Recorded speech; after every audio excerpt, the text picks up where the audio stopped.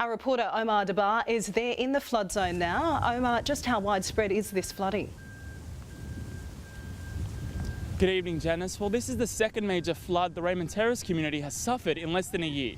It's a town of about 13,000 people who are doing it tough at the moment, but remaining remarkably upbeat. The rising floodwaters have forced the evacuations of dozens of residents, including those in the streets behind me, as rescue crews are helping to evacuate those before any dramas continue. A region submerged yet again.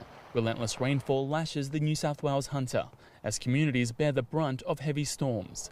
In Raymond Terrace, SES crews have used water rafts to evacuate parts of the town, with streets completely flooded.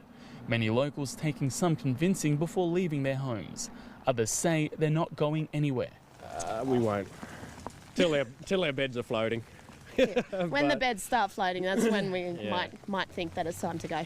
Evacuations also in nearby Dungog, bringing about fears of last year's devastating floods which swept homes from their foundations and claimed 3 lives. Oh, it's just terrible. The people have been absolutely emotionally drained and exhausted. It's devastating for the people down here. I mean, I think everyone is a little bit more cautious because of the last time it was here.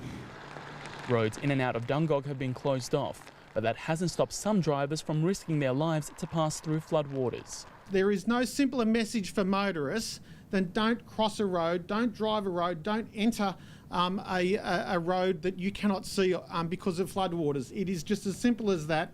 Major rescue efforts also underway in Newcastle, Lake Macquarie and Maitland, the hardest hit areas.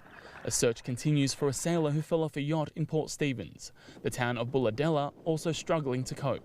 At this stage, the New South Wales SES and its volunteers are working tirelessly together to make sure that we can get to as many jobs as possible, as quickly as possible, while still looking after any isolated communities. With water levels slowly rising, it's given SES, RFS and police a chance to go door to door to help the evacuation process.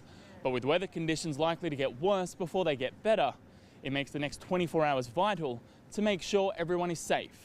The next 24 hours is crucial as the river systems start to become steady or rise and fall. People need to remain aware by looking at the latest advices from the New South Wales SES and the Bureau to make sure that they make the most accurate and informed decisions. But residents say they're prepared. Living in a flood area, you just get used to it. It's just part of life. It happens every year. Maybe not to this extent, but it happens every year. Bracing for the next round of rainfall before the cleanup begins. Now there have been 94 calls out from Raymond Terrace to the SES alone, just under 900 from the Hunter since Monday. Floodwaters will reach their peak here very soon, just at 7 p.m, at a height of 2.8 metres, which is lower than what forecasters expected and considered a minor flood level. Now, that water will slowly recede over the next few days, so it will be a little while yet before some residents can return to their homes. An evacuation centre has been set up, the only one still active in the Hunter, at the local Senior Citizen Centre here in Raymond Terrace, for anyone seeking shelter and a warm meal. Janice? Thanks, that's Omar Dabbagh reporting live from the flood zone in Raymond Terrace.